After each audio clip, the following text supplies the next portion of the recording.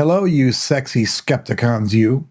This is your host, Adam of Nola, on my channel Skepticus, and today, on another episode of God's Troll Army, we're going to look at some of the responses that I got to my video regarding all of the numerous times that Jesus himself failed to fulfill prophecy. Now, a little bit of preamble on this first. I will tell you that this video came out a few weeks ago.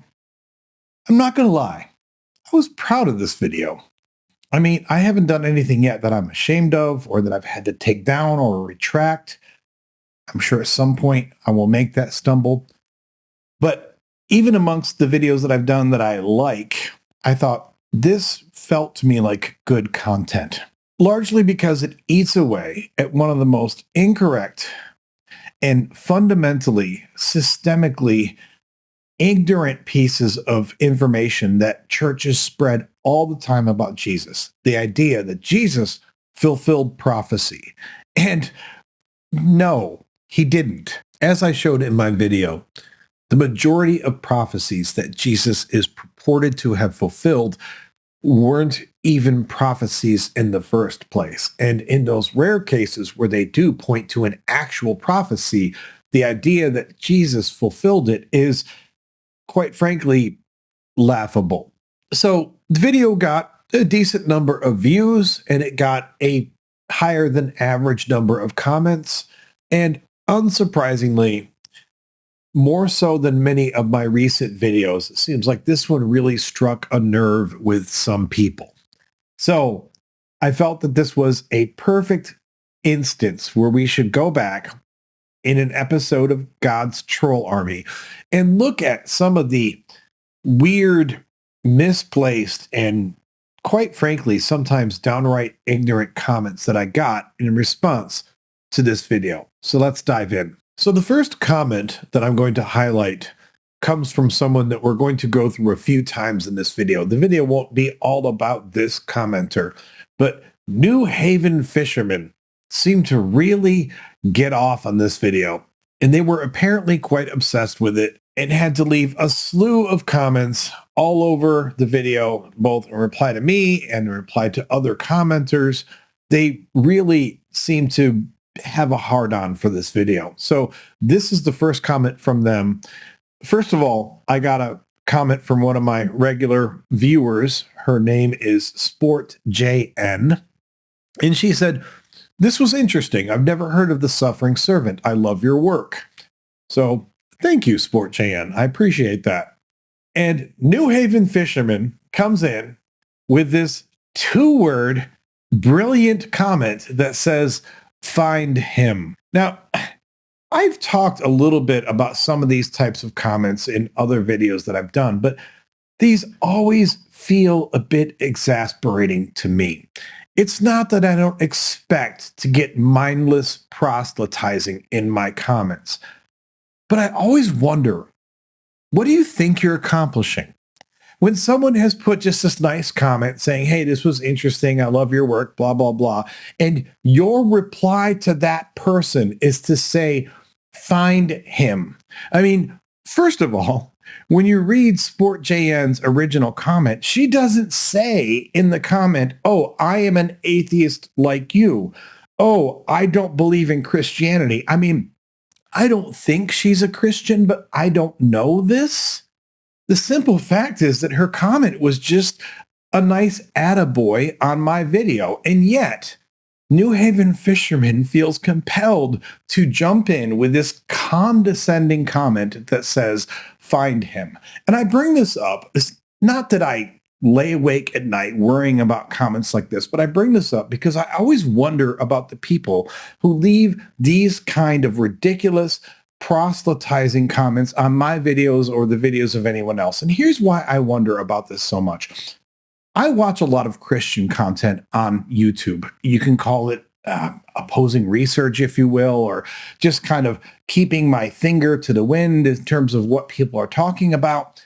But even when I see a video that I really don't agree with at all, even if it's a hardcore Christian view that is diametrically opposed to what I believe in or don't believe in, I don't get into their comments section and say things like, God is imaginary, or get over it, or, anything like that, because you're not converting anyone with a comment like this. I mean, I can guarantee you that if 1,000,000 atheists see this ridiculous two-word non sequitur of a comment that just says, find him, out of those million atheists, zero of them, zero will be compelled, even in the slightest, by your ridiculous, useless comment to actually go out and find him.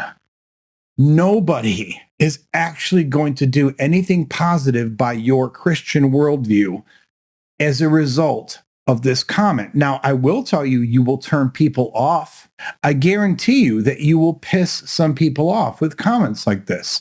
But you're never going to actually bring anyone to Jesus by putting these ridiculous comments on random videos throughout YouTube. I assume that people like this think that they are somehow accomplishing something.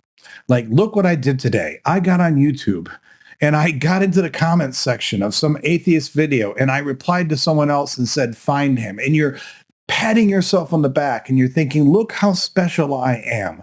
Look what I did for Christ today. But all you did was alienate people in the name of your Lord and Savior, Jesus Christ.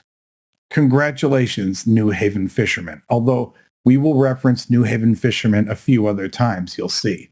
So in keeping with this theme of New Haven fishermen, the next comment that I'm highlighting here was put on here by Albert Marnell 9976. They say, the Bible is fiction. What difference does it make what is written in that piece of trash? New Haven fisherman's response to that person is, you haven't read it. There is something so deeply condescending and arrogant about that statement. You have no idea who has read anything in the Bible. And I know from experience as an atheist that when you are traversing in atheist circles, if you think that your snide retort of you haven't read it is going to hit home, normally you are missing so badly, because usually the atheists that I know are more informed about the Bible than the Christians that I know. And lo and behold, Albert Marnell, 9976, then responded to New Haven fisherman's ignorant statement. And he said, LOL, I went to 12 years of intense Christian schools over 50 years ago and was confirmed in the Lutheran Church at age 13 with an oral examination before the congregation. By 1972, I was finished with my 12th year of Christian schools, and within 3 or 4 years, I was 100% atheist, never to go back to that blather and drivel. There is no God. Humans think they are so important when in fact they are no different than a live tree next to a fallen tree next to a seedling. We are nothing but organic matter, water, and air. We are no different from animals. We are just at the top of their lower intelligence. But the fact that any human could delude themselves into believing in a bullshit God shows how dumb humans are. Now, I want to be very clear. I don't care if Albert Marnell 9976 has ever read the Bible, because even if they haven't read the Bible, their original statement that the Bible is fiction is true. And their supposition that what difference does it make what is written in that piece of trash is absolutely understandable. You don't have to read the Bible in order to understand that statement and see it as valuable and true. But on top of that, New Haven fisherman has the gall to say, you haven't read it. Tread lightly, my friend, because your arrogant suppositions are really showing themselves badly. And I see this so many times in my own comment section. I highlight this not because I want to give you all the drama of people in my comments sniping back and forth, but I think it's funny. I have an atheist channel where I talk all day about numerous issues around theism and Christianity and the Bible. In fact, my flagship series called God Free Bible Study is me reading through the Bible from the first page. Eventually, we'll get through the last. Right now, we're in Deuteronomy. And of course, I'm giving my commentary as we are going along. I have read the Bible multiple times before I ever started this series. But my point here is that for most Christians, I can bet you that I have read the Bible more than you have. Of course, there are some Christians who have read the Bible more than me. There are some Christians who have studied the Bible more than me. There are some Christians who know more about the Bible than I do. That is obvious. But already on the scale of layman Christianity, I'm way up there in terms of how much I know about the Bible compared to the average Christian. And I'm not alone in this matter. Again, there are so many atheists I know who know far more about the Bible than your typical Christian. Usually it's because they started off as Christians. And usually what made them more atheistic or started pushing them more towards atheism was the fact that they read the Bible. So to have the nerve to actually say to someone who is saying the Bible is fiction, and then your brain dead retort is to say, you haven't read it. You have no idea. And your ignorance is shining through like a bright light in the darkness. Once again, showing the inveterate arrogance and ignorance of New Haven fishermen.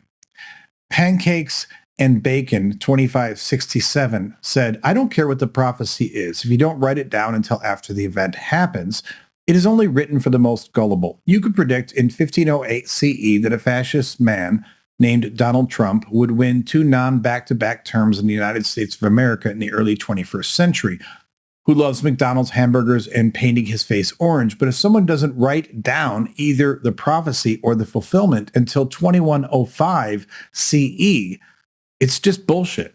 And those who believe it are idiots. So who had to chime in? Of course, our buddy, New Haven fisherman, who says, but that's not what happened. Have you looked them up even once? And Pancakes and Bacon 2567 replies, yes, I wrote a book on the entire Bible. Once again, these arrogant Christians sometimes, and I know all we've talked about so far is New Haven fishermen, but they jump in like, oh, if you're mistaken, in my mind, it must be because you just haven't read the book. You're assuming so much crap when you put your ignorance on other people that it only makes yourself look like an idiot. So before I move on to other comments, I want to point out it's kind of hilarious because New Haven fishermen decided to jump into all these different threads. And in another thread, it became apparent that New Haven fisherman is a flat earther. And New Haven fisherman's response to someone with regard to his flat eartherism was this: your model cannot be built. The flat earth model can in 5 minutes. You lose unless you can show me how water sticks to a spinning basketball. So in other words, someone who doesn't even acknowledge or understand the existence of gravity is trying to preach to us about what we don't understand regarding the prophecies that Jesus failed so utterly to fulfill throughout the Old Testament and the New. Great job, New Haven fishermen. So getting off of the New Haven fisherman thing, this comment comes from Red Grim 7708, who says, for the salvation of your souls, I pray you get out of this echo chamber. With that being said, how did he lie in John? There are examples of saints, historical Christians, and people today around the world doing miracles, healing, heroic acts, and enduring great suffering, keeping their faith because of the Lord's miracle power. When he says you may ask for anything and I will do it, he doesn't mean ask perverse things or sinful things and he will do it. Is it because you aren't granted anything you desire as to why you think this is disproven? The pretext before this verse is that you have to actually believe in him. And if you believe in him, when you pray, you will ask for things that bring good because of your changed heart by the Spirit. He won't grant things that are from our selfish desires. He will answer prayers that are in accordance to his will. It seems to me you just looked up verses with AI that disprove the Bible and just copy and pasted. This alone is telling. So another person here trying to defend their bereft faith. And I see this numerous times where someone will put things in the comments to the effect of, for the salvation of your souls, I pray that you get off of this thread, keeping in mind that they're in this thread, keeping in mind that they on some level are watching these videos, keeping in mind that they feel fine diving into the filth of atheism, but they're here just to save us. They're here to ask us to pray for the salvation of our souls. Again, I'm going to ask you, as a Christian, has this ever worked on anyone? And I already know the answer to this, but think about this.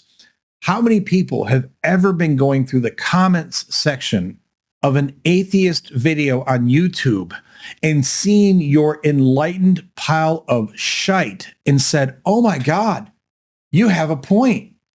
I think I'm going to start reading the Bible and believing it and loving Jeebus again?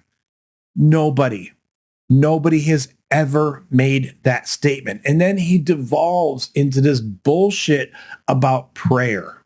He says, when he says you may ask for anything and I will do it, he doesn't mean ask perverse things or sinful things and he will do it. Okay, well, then that's not anything. Now, I understand. I was a Christian for 40 years. I understood at the time that you can't ask God for a nuclear bomb to bomb your enemies. You can't ask God to bring prostitutes for your house for you to fornicate with them. I mean, you can't ask for perverted things, but that's not what the verse says. The verse doesn't say ask for the right things and you will receive them. No, it says ask and you shall receive. Now, does that mean that God is a slave to your desires? No, I don't think so. But you can't throw these verses in our faces and then act like you know where the levers are, where the limits are, where the boundaries are that we can or cannot step over. If it's not in the text, then all you're doing is spewing your bullshit opinion all over the comments. So remember I said that with New Haven Fisherman, someone who literally doesn't pay any attention to my channel other than to get in and spam the comments on a particular video, has the nerve to try to tell me what I have or have not read. Well, it's not just New Haven Fisherman. So Shauna V8K says, scoffers will come in the last days. Sir, you never read the Bible. You are a liar. I have read the Bible for 43 years and I see the prophecies. How about the cashless society predicted in Revelation?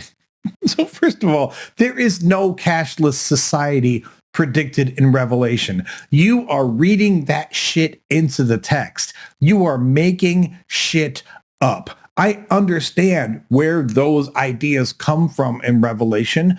I was a Christian myself. I've heard those stories. But if you're going to tell me that Revelation explicitly describes a cashless society, you are making shit up. But then to hear this person say, sir, you never read the Bible. Again, I have an entire video series called God-Free Bible Study, where I am going through the entire Bible, starting from the first page of the first chapter of Genesis, and I'm reading it on screen. At the time of this recording, there's something like 32 or 33 hours of commentary that I have available on the channel where I am reading the books of Genesis, Exodus, Leviticus, Numbers, and now going into Deuteronomy. Now, there's, of course, a whole lot more there that we haven't read on screen. That does not mean I haven't read the rest of it in my own time. It just means that's just the portion of it that I've been able to read on screen for my channel. The idea that you would get on my channel and apparently have looked at none of the rest of my content and tell me that, sir, you never read the Bible indicates that, sir or ma'am or whoever you are, you apparently can't be bothered to even look at the history on someone's YouTube channel because you are just displaying your ignorance writ large. Now, you don't have to agree with my takes on the Bible. You might say that some of the things that I extract from the Bible in terms of its meaning are incorrect or misguided. We could have that kind of intelligent conversation if you had the intelligence to carry on that kind of a conversation, but you don't. So instead, all you get is this ignorant blather about, sir, you never read the Bible, even though clearly I have, and I'm betting good money I've read all of it, and you probably haven't. And I'm betting good money that I've read the entire thing multiple times, and you probably haven't read it multiple times. So even if we assumed that I haven't read the whole Bible, it says, you are a liar. Now, I get it. These are just random internet idiots spewing crap in the comments. But anytime you throw out that word liar, you usually say more about yourself than you do about the person you are flinging the insult at. Because in rare cases, can you actually know that someone is lying? Now, at times on my channel, I have said before with regard to something I've said, they're either lying or they are willfully ignorant. Because sometimes there's so much information about something that you either have chosen not to educate yourself, or you've educated yourself and you're lying. But it's pretty rare that you can say with any confidence that anyone is a liar, because the term liar requires deception. If I say something that's false, that doesn't make me a liar. That by default just makes me uninformed or ignorant. But when you say liar, you are implying that the person doing the so-called lying knows what the actual truth is and is purposely subjugating the truth for their own nefarious purposes. Now, do people lie? Yeah, they lie all the damn time. And does it happen on YouTube? Does it happen in every other social media platform? Of course it does.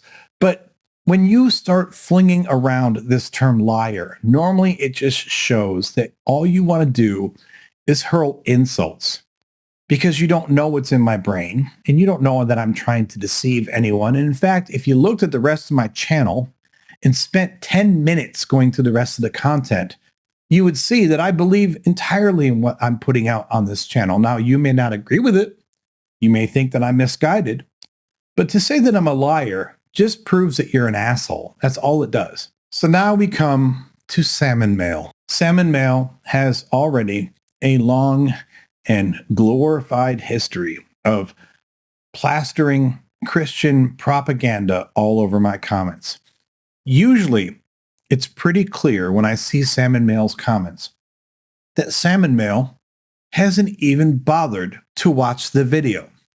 They've just seen the title and they start popping into the comments to try to spew their Christian propaganda bullshit, even though half the time the stuff that they're trying to spew has been specifically refuted in the video that I've made. And yet they can't be bothered to actually watch the video or to engage with any of the points in the video. Instead, they just have to spew their nonsense. So here is an example. They said, the Old Testament repeatedly prophesied Jesus Christ like now. And then it gives an example from Proverbs. And the example that it gives from Proverbs is not a prophecy of any Christ whatsoever. It's just a piece of wisdom literature. It has nothing to do with Jesus. And yet they're going to spew this crap from Proverbs as though it's a prophecy, which is really the entire point of my original video, that all of these prophecies that Christians want to point to, more often than not, they're not even prophecies in the first place.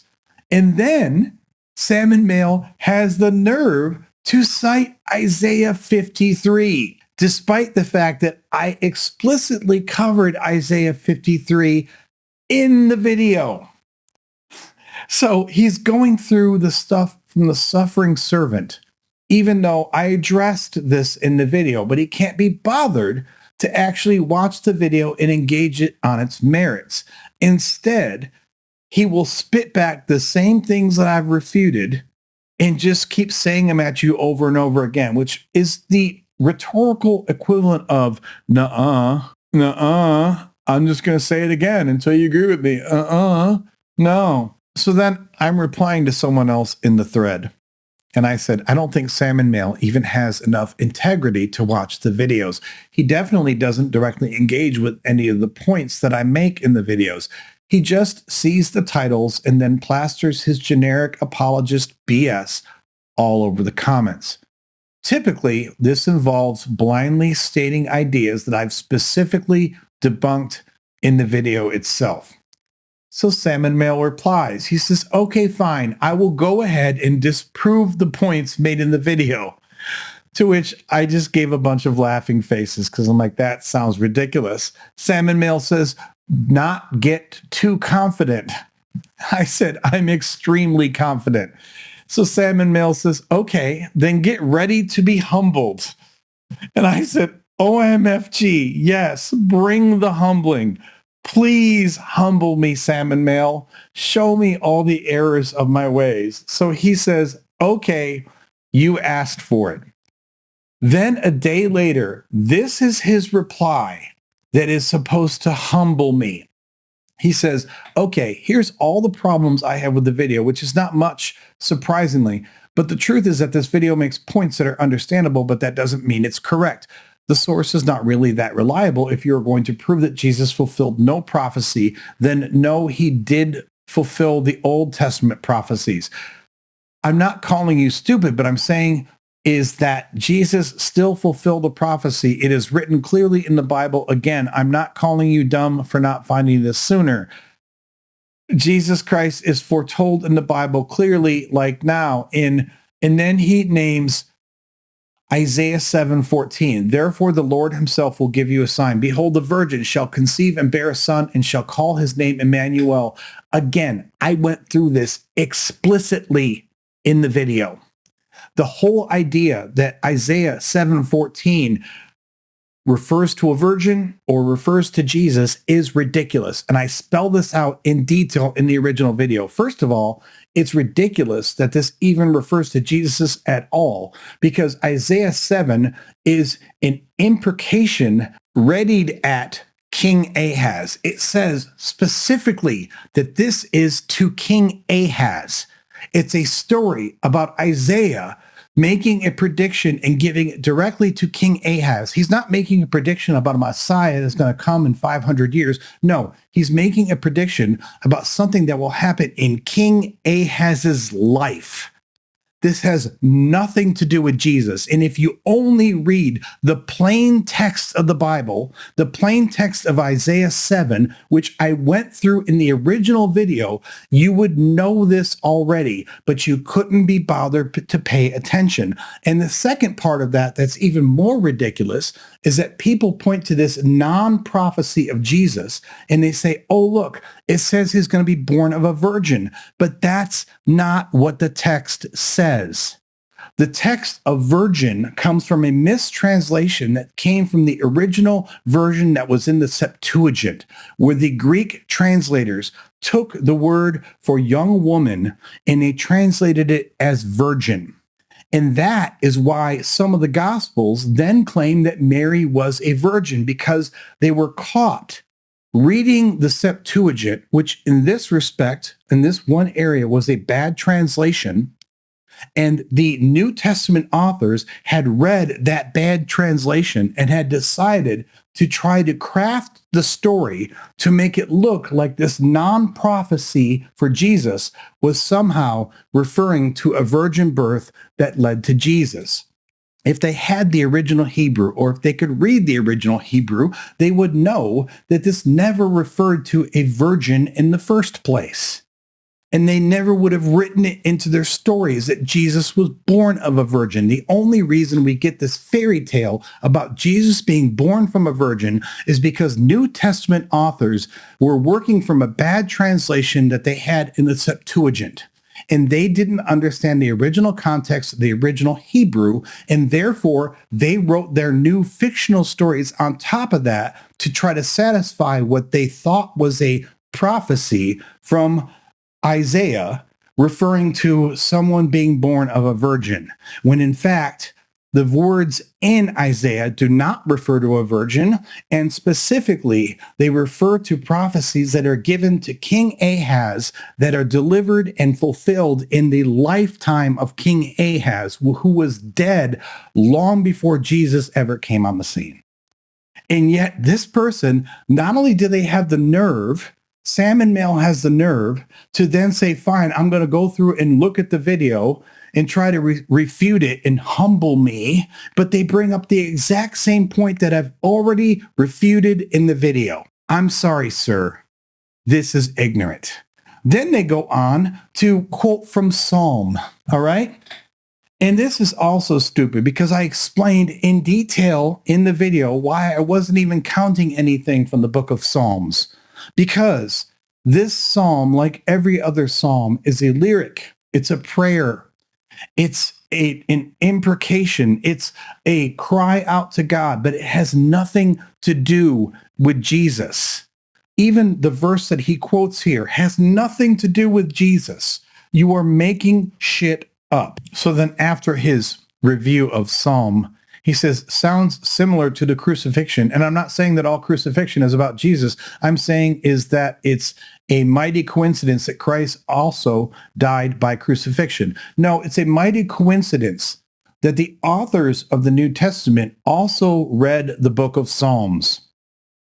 And they knew when they were writing their book that if they made allusions back to the book of Psalms, that people like you would ignorantly make these connections and then hold to them like braying jackasses.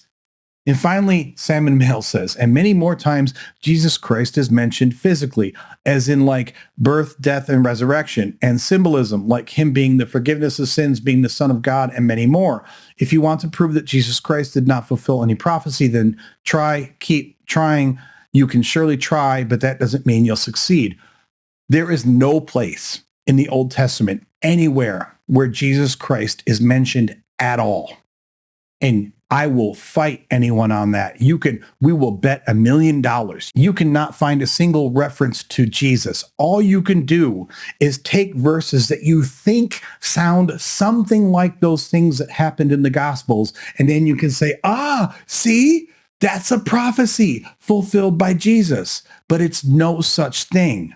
You are reading entrails. How would you like to be one of my advisors? I'm using Skepticus's memberships as a way to allow you to have a voice in the content and the direction of this channel. I hope to see you in the membership pool, and I want to hear your voice in what Skepticus is doing going forward. Then we have Manny Man 321, who says Genesis 3:15 was fulfilled but by Judas and not Jesus. So this is so epically ignorant. And my response to this is very simple. Genesis 3:15 is not a prophecy at all. So here's what we're going to do.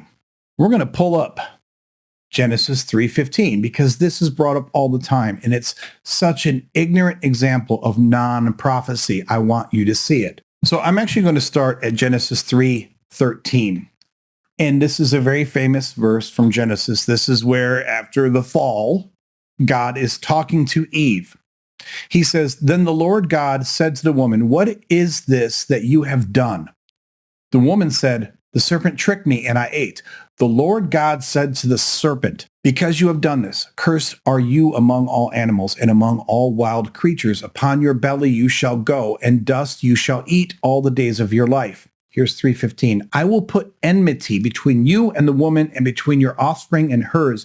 He will strike your head and you will strike his heel.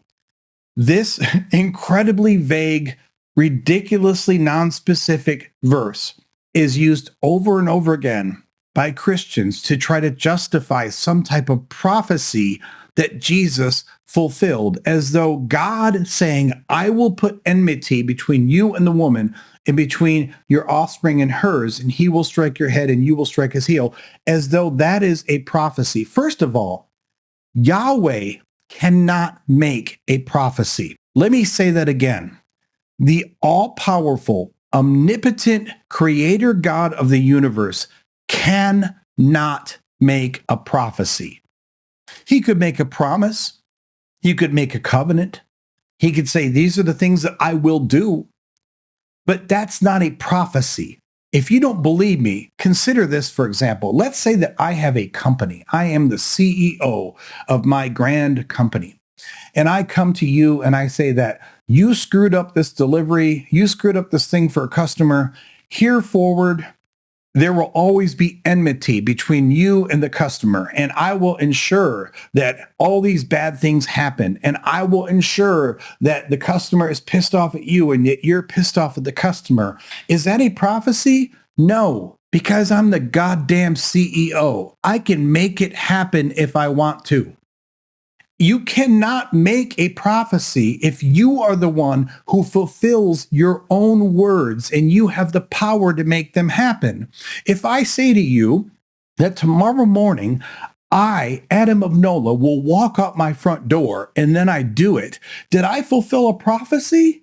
No, I just fulfilled a promise. I did what I said I would do. But if you are the one who has the power to fulfill this prophecy, and you are also the one who is making this prophecy, then guess what? It's not a prophecy. It's just you doing something that you said you would do.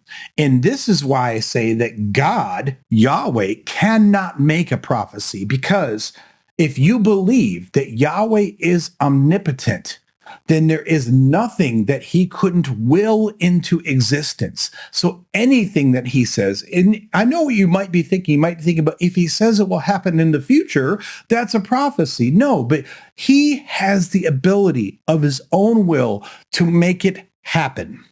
So if he is the one who can make it happen, and he says, I will make this happen, and then it happens, that's not a prophecy. That's just God telling you what he's going to do and then doing it. That is not the same thing as a prophecy. Now, that completely sidesteps the central issue here, which I see is the fact that this verbiage has nothing to do with Jesus. It has nothing to do with Judas. It has to do with the enmity between snakes and women, and how people don't like some swarthy little creatures that swarm around them, and how men will strike their head and you will strike his heel, and back and forth, blah, blah, blah. This is a simple origin story for the fact that we don't like snakes. That's all this is.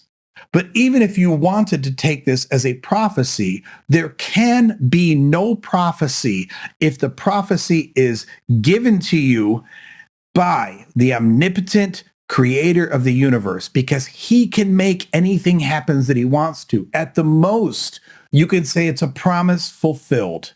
It's a covenant. But that's not a prophecy. Prophecy implies prediction. Prediction implies an unseen future that somebody somehow can see into. They get a glimpse into what's going to happen tomorrow. And they say, I prophesy that this thing will happen. And then if it comes to pass, you say, wow, your prophecy was accurate. There is no doubt in the omniscient, omnipotent, universe creating Yahweh's mind as to whether these things will happen. So if he says it will happen and it does, that's just fulfilling a promise. That is not prophecy. So in the spirit of showing some feedback that's not misguided, Mia Shinbrought 8388 said, when you stated that many of the passages of the suffering servant are clearly not about Jesus, I would have liked you to give a couple of examples. However, you plan to do an entire video on the suffering servant, so presumably we'll get that there. I have to say, having briefly read the passages, it makes sense to me that suffering servant refers to Israel. So Mia is referring to the fact that I was trying to go through 104 prophecies in a reasonable span of time. And I even said at the time that the suffering servant deserves its own video. And she was pointing this out. So I just replied and said, yes, this topic was a lot to cover in one video. And the suffering servant passages were the most significant example of this. I'm definitely going to do a standalone video on this subject alone in the future. So very fair feedback there. So this next piece of feedback doesn't really have anything to do with the prophecies that were supposedly fulfilled by Jesus, but I thought this was interesting. Science Explains 302 says, insulting to Jews. I hesitate to use Old Testament and New Testament to identify the Greek text versus the Hebrew and Aramaic. New Testament implies that the other has been replaced. Christians, imagine I write another book and said it is the even newer Testament, replacing the other two. Would you consider that an effrontery? Good. Then you can understand my objection to Old Testament, New Testament. One is newer, but the Testament part implies that it is the valid one. So a New Testament would replace the Old. So I replied, I said, if I call the Old Testament the Tanakh, which is a more common Hebrew term for scripture, the majority of my audience will have no idea what I'm talking about. And I don't even know what I would call the New Testament if I didn't call it the New Testament. And Science Explains 302 says, Christian Testament. Sure, your audience is intelligent. They can learn a new word such as Tanakh, or you can refer to the Hebrew Bible. The Tanakh is the canonized version with a specific order of text. It's going to sound like I'm refuting myself here. I often on my channel like to point out that much about Christianity thumbs its nose at Judaism. And the mere fact that Christians want to go through the Old Testament and then tell Jews what it means and tell them that they're mistaken about what it means is arrogant and condescending as hell. That being said, I can't really get behind this person's responses because while I understand their point somewhat about Old Testament and New Testament, those are certainly ethnocentric terms or theocentric terms. The simple fact is that if I put up a video and it has a thumbnail that says I'm talking about the Tanakh, and I have a title that says I'm talking about the Tanakh, Christians aren't even going to click on it. They aren't even going to know what I'm talking about. I know he says that my audience is intelligent. They can learn a new word. They won't learn a new word if they never click on the video. And the simple fact is that for what is currently the largest religion in the world, not saying that that makes it right, but for the largest religion in the world, they refer to the Gospels and the epistles as the New Testament. And they refer to their chosen bits of the Hebrew Bible as the Old Testament. I understand the cultural insensitivity that could be inferred there, but I can't say that I think it's serious enough that I'm going to start changing the way that I use these terms just to placate a very small percentage of Jews who may not like what I say. I'll give you another example of this. I frequently say Yahweh. Now, I know, like, for example, if you watch Dan McClellan, he'll only ever use the word Adonai. Adonai is not the name that's in the Hebrew Bible. Adonai, however, is one of the words that observant Jews almost always use in place of the name Yahweh. When they see the Tetragrammaton, Yod He Vav He, which is transliterated as YHWH, they won't say Yahweh if they're reading it out loud. They'll say Adonai, which means Lord. They'll say sometimes Elohim, which means God or gods, or they'll say Hashem, and Hashem is the name. They won't actually say Yahweh. I only ever say Yahweh, first of all, because I'm not Jewish. The second of all, because I think that there is a sad bit of obfuscation that happens with regard to only plastering over the name and putting honorifics in its place. And I do not want to continue to foster that plastering. But there's probably room for reasonable minds to disagree. So Rick Campanella, 4254, says, Jesus is fulfilling prophecy. Jesus and the apostles never called themselves Christians. You've read the Bible, but you don't know to rightly divide the word of truth, past, present, and future. It wasn't a book that saved me. It was Jesus himself. So once again, first of all, to imply that I don't understand the Bible. Now, you may not like my reading, and the Bible is a complex enough book that there is room for multiple interpretations of different verses.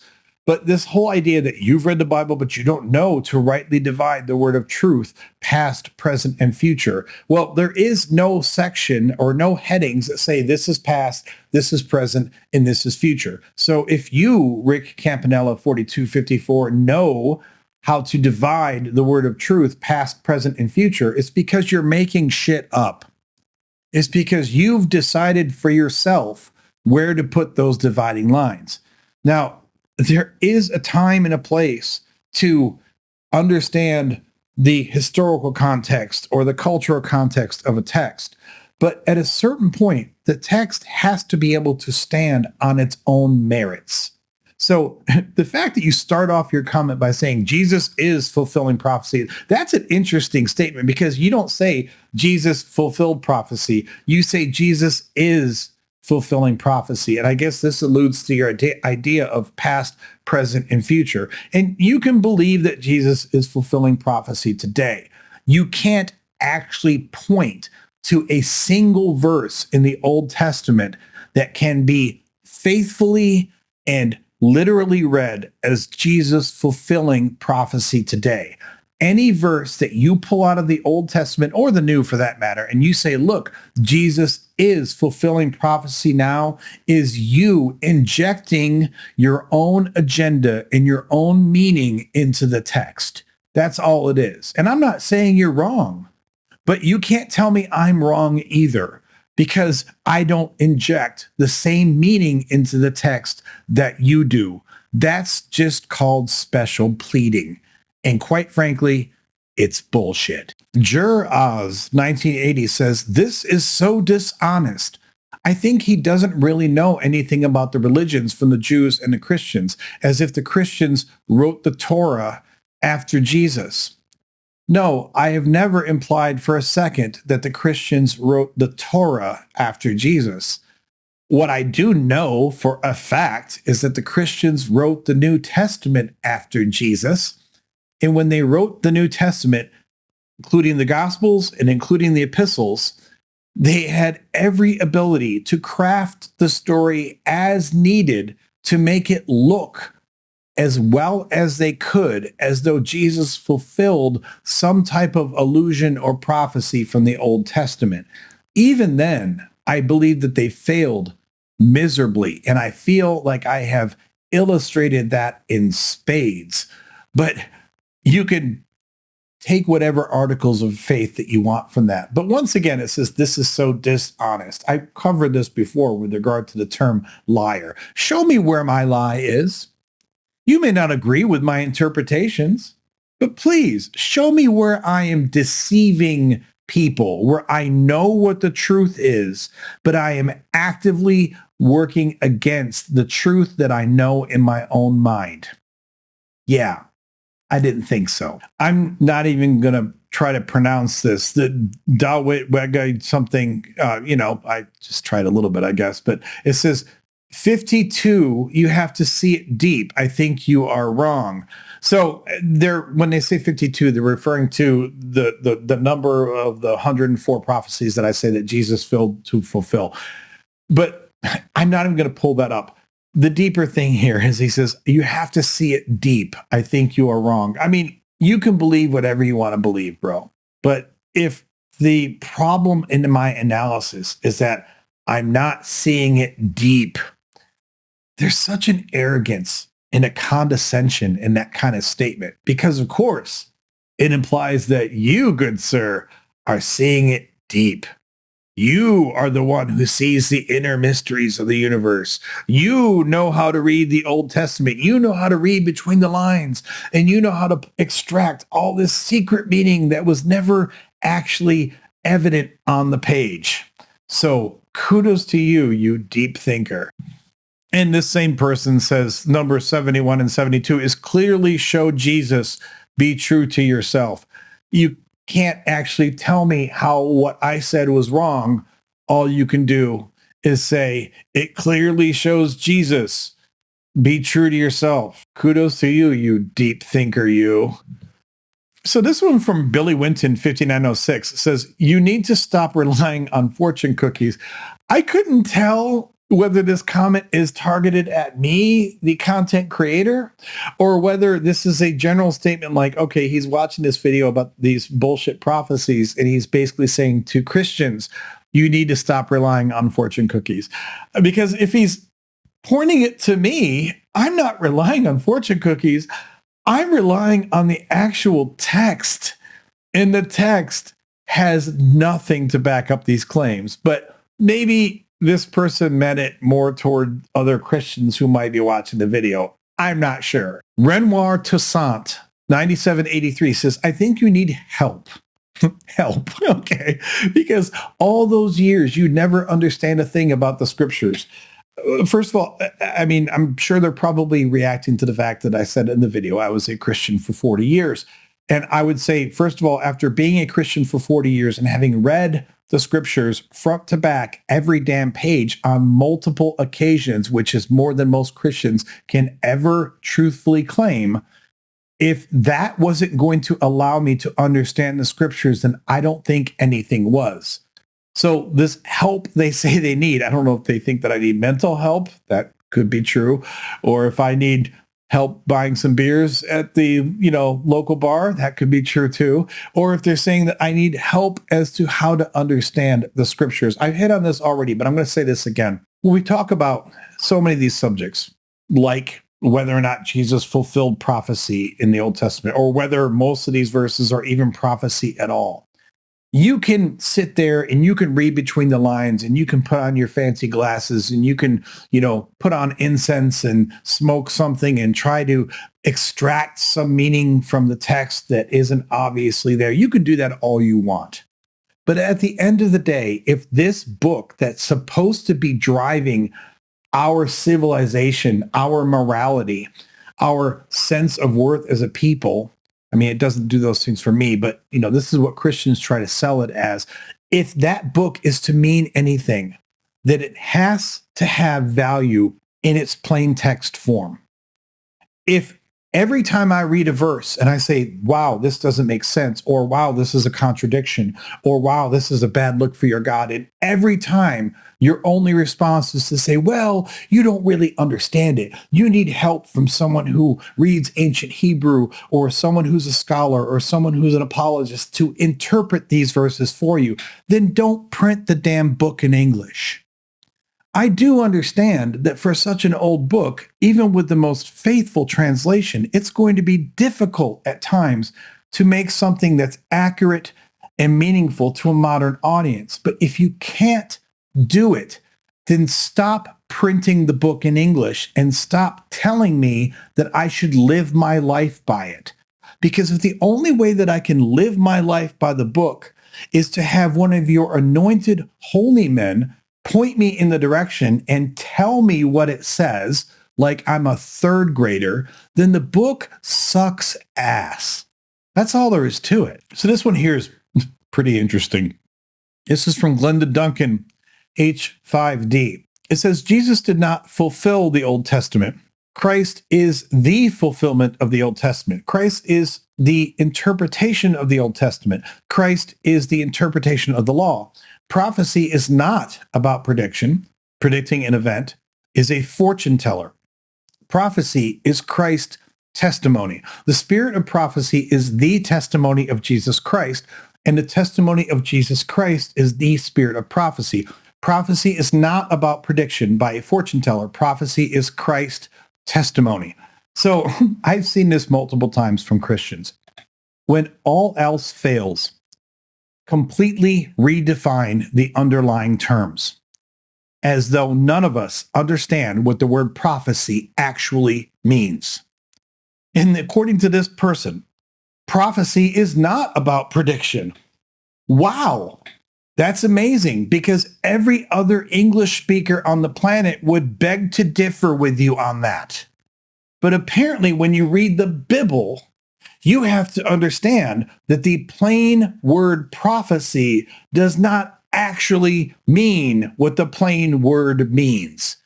No, you have to understand it to mean something entirely different that nobody outside the Bible would ever bring to the text. And this is the only time that Christians do this. Another good example is fear. When Christians talk about fear, they make it sound like, no, that means it's loving respect for God. Fear of God means love and respect and being one with God and blah, blah, blah. No, fear means fear. I know what the word fear means. And if that is a poor translation, then fix the goddamn translation. Because if you're going to keep telling me that it's fear, I'm going to take it to mean fear. And when we're having a conversation about prophecy, and all of these apologist sites want to tell me that Christ fulfilled prophecy, the answer is not for you to come up with some bullshit new definition of what prophecy actually means. You can believe this whole new lexicon that you've made up in your head all day long. That's fine. But that is a ridiculous, nonsensical argument that holds no water in any type of public forum where other English speakers actually know what the word prophecy means. You get no points. Try again. So Mackay John says, we have PhD holders, both Jews who are now Messianic Jews and non-Jewish, who clearly show verses were held to be about the Messiah from early Jewish rabbis and scholars of first century. For example, Genesis 49 verse 10 and Psalms 89 verse 110, Isaiah 9, Daniel 7, Micah 5. Why would you be correct against first century scholars and Jewish rabbis? And now we'll read Jewish scholars, Messianic and non-Jewish scholars who accept them as Messianic. Again, kind of like with the previous point, I would be correct because I know how to read English. And you can tell me all you want about the scholars that you have. First of all, this idea, we have PhD scholars, Messianic and non-Messianic, Jews and non-Jews that think that these are Messianic prophecies. Well, I can find scholars for you for every one of these that have just as many creds and just as many doctorates to their name who think that you're full of shit. Okay? So you can line up all these scholars all you want. And all you're doing is making a really sad appeal to authority, and it's not working. So don't give me this crap. And like he throws in this Jewish thing, like I'm supposed to believe that all Jews now believe that these verses talk about the Messiah, but they do not. Most Jews, and there are some Jews, converted Jews, Messianic Jews, whatever you want to call them, who have come to see that these verses mean the Messiah. Those people exist. I get that. But that doesn't mean that they speak for all Judaism. There are plenty of Jews who don't see a single reference to Jesus anywhere in the Old Testament. And quite frankly, there are plenty of other biblical scholars, even Christian biblical scholars, who don't see a single reference to Jesus in the Old Testament. So line up all the PhDs you want. That's just a really sad appeal to authority. Grow the hell up. So Mauden Alibird 4510 says, where do you find all the scriptures for Jewish Messiah that eliminates Jesus Christ? So there's a really sad fallacy here. I think they're trying to imply that if I can't find a scripture that eliminates Jesus as the Messiah, then he must be the Messiah. Do I really need to explain to you how patently stupid that is? So there you have it. Those are all of the comments that came from my video about, well, not all the comments that I wanted to highlight that came from my video about the 104 failed prophecies of Jesus from the Old Testament, most of which aren't even prophecies at all, which is a big part of the reason why they fail, because they're not even prophecies. There were more ridiculous and problematic comments that I could go through, and some of them were repeats from people we've already highlighted here. For some people, it just doesn't matter if you take the horse to the water and you say, look, here's water, and you tell them that's water, and you drink some of the water, and you show them that it's yummy water, and sometimes they're still just not going to drink. So there's only so much you can do. I'm not saying that I'm right on everything, but it's really interesting to me how you can put together a video like this and you can put in a lot of thought and effort. It doesn't mean that I'm right, but I've really tried to make a case. And the adversarial comments that you get back don't just engage with your points, like, I think you've missed this, or I think you've misunderstood this particular piece. More often than not, they just make really sad generalities and really bad logical fallacies and non sequiturs. And that is all they can do to try to cling to their fantasy that Jesus fulfilled all those prophecies because it makes them feel good. Thank you for joining me here on another episode of God's Troll Army. I want to give special thanks to our members. You guys are awesome, and you guys are giving me life. For everyone else, please leave all the comments. Please subscribe. Please like. Please share. Please do all the things. You know what to do. I hope to see you all on many of my future videos, but until I do, lo, I say unto you, stay skeptical.